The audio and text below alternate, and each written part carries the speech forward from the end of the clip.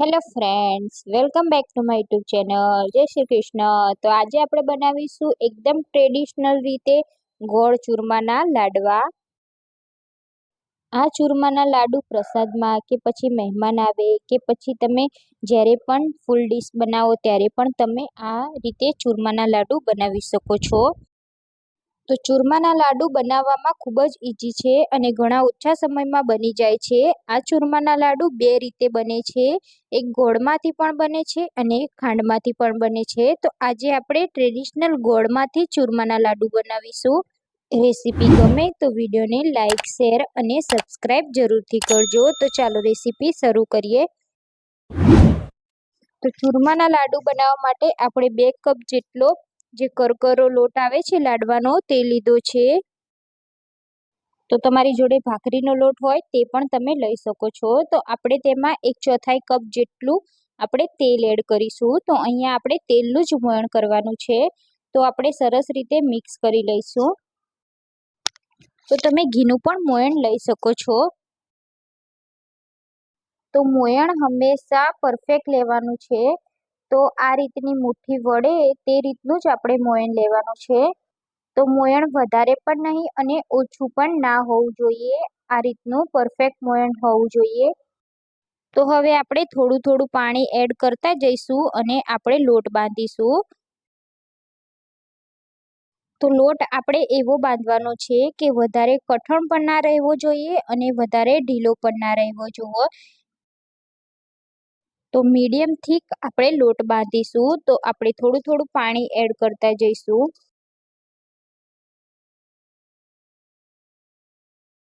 તો અહીંયા આટલો લોટ બાંધતા 1 કપ જેટલું પાણી આપણે ઉપયોગમાં લીધું છે. તો અહીંયા એકદમ સરસ રીતે આપણો લોટ બંધાઈ ગયો છે. તમે જોઈ શકો છો લોટને આ રીતે બાંધવાનો છે. હવે આપણે તેમાંથી એક લુયો બનાવી લઈશું અને આ રીતે હાથેથી પ્રેસ કરતા જઈશું અને એક મુઠિયા જેવો શેપ આપી દઈશું.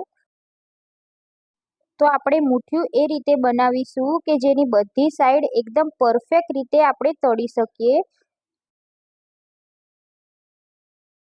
તો આ રીતે આપણે પ્રેસ કરી અને વચ્ચેથી પણ આપણે એક આ રીતે ખાડા જેવું રાખીશું જેથી આપણું મુઠિયું સરસ રીતે તળાઈ જાય. તો અહીંયા આપણું મુઠિયું બની ગયું છે. એવી જ રીતે આપણે લુઓ કરી અને એવી જ રીતે બીજા પણ મુઠિયા બનાવી લઈશું.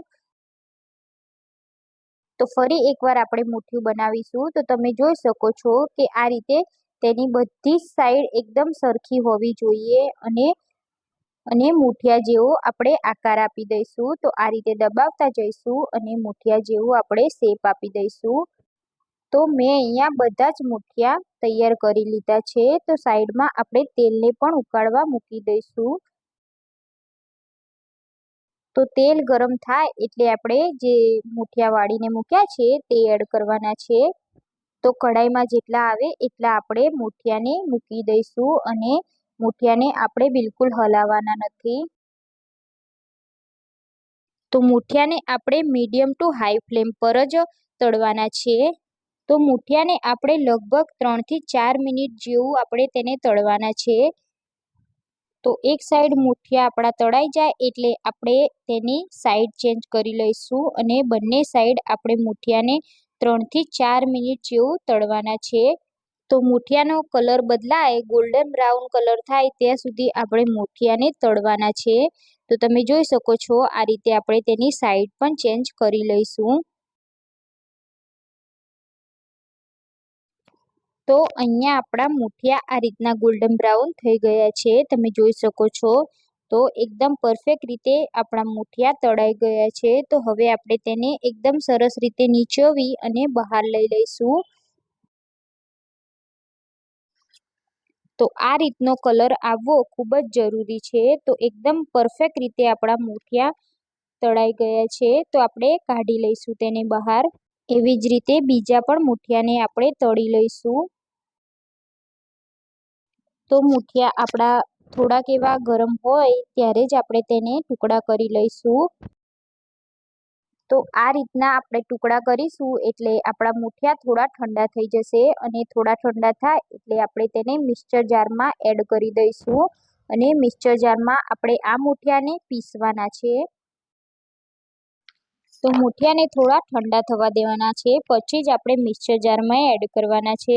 તો અહીંયા મિક્સર જારનું ઢાંકણું બંધ કરી આપણે મિક્સરમાં પીસી લઈશું. તો અહીંયા મેં મુઠિયાને પીસી લીધા છે, તમે જોઈ શકો છો આ રીતનું આપણે પીસી લેવાનું છે. હવે આપણે ઘઉં ચાળવાનો જે ચાયણો આવે છે તે લેવાનો છે.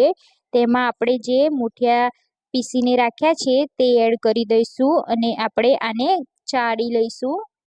તો આ રીતે આપણે ચાળી લઈશું તો જે મુઠિયાના ગાંઠા રહી ગયા હશે તે ઇઝીલી આપણા નીકળી જશે અને ફરી તેને મિક્સરમાં એકવાર પીસી અને ફરીથી તેને ચાળી લેવાના છે. તો આ રીતે મેં ચાળી લીધું છે. તો તમે જોઈ શકો છો એકદમ પરફેક્ટ રીતે આપણું લાડવાનું મિશ્રણ તૈયાર થઈ ગયું છે. હવે તેમાં આપણે 1 ચમચી જેટલી દળેલી સાકર એડ કરીશું. તો લાડવામાં સાકર એડ કરવી ખૂબ જ જરૂરી છે, તેનાથી ખૂબ જ સરસ ટેસ્ટ આવે છે. 4-5 ઇલાયચીને આપણે થોડીક પીસીને એડ કરીશું અને તો આપણે અડધા કપ જેટલો ગોળ એડ કરીશું. તો ગોળને આપણે છીણીને એડ કરવાનો છે. તો આ રીતે ગોળની ગાંઠો હોય તો આ રીતે હાથેથી પ્રેસ કરી આપણે એકદમ સરસ રીતે બધું મિક્સ કરી લઈશું. તો ઘણા લોકો ગોળને ગરમ ઘીમાં થોડો શેકીને એડ કરે છે, પણ મેં અહીંયા ડાયરેક્ટ એડ કર્યો છે. તો હવે આપણે અડધા કપ જેટલું ઘી એડ કરીશું. તો જો જરૂર લાગે તો પછી આપણે થોડું વધારે પણ એડ કરીશું. તો અહીંયા આ રીતે આપણે ઘી મિક્સ કરી લઈશું. તો આ રીતે મિશ્રણ થવું જોઈએ. તો તમે જોઈ શકો છો અહીંયા એકદમ સરસ રીતે આપણું મિશ્રણ રેડી થઈ ગયું છે. તો હવે સરસ રીતે આપણે હાથેથી ચોળી અને તેને મસળી લઈશું.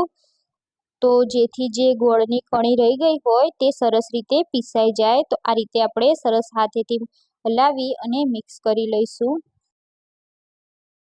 તો અહીંયા લાડવા વાળવાનું એકદમ પરફેક્ટ મિશ્રણ રેડી થઈ ગયું છે. તો હવે આપણે હાથમાં થોડો મિશ્રણ લઈશું અને આ રીતે પ્રેસ કરી અને આપણે લાડવાના શેપમાં વાળી લઈશું. જો તમારી જોડે લાડવાનું બીબું હોય તો તે પણ તમે ઉપયોગ કરી શકો છો. તો આ રીતે આપણા લાડવા તૈયાર કરવાના છે. તો એવી જ રીતે આપણે બીજા પણ લાડવાને વાળી લઈશું. જો તમારે આમાં ડ્રાયફ્રૂટ્સ એડ કરવા હોય તો તમે ડ્રાયફ્રૂટ્સને થોડા ઘીમાં શેકીને એડ કરી શકો છો. તો આ રીતે આપણે બધા જ લાડવાને વાળી લઈશું.